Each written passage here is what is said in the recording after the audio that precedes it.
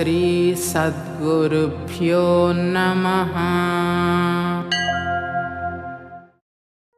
వివేక చూడామణి 150వ శ్లోకం.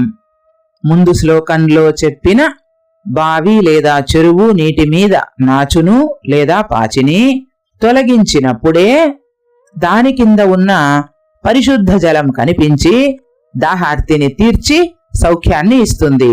ఆ పరిశుద్ధ జలాన్ని మనం వేరే ఎక్కడి నుండో తేవాల్సిన పని లేదు.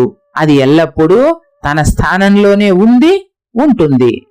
తచ్చైవాలాపనయే సమ్యక్ సలిలం ప్రతీయతే శుద్ధం తృష్ణా సంతాపహరం సద్యః సౌఖ్యప్రదం పరం పుంసః.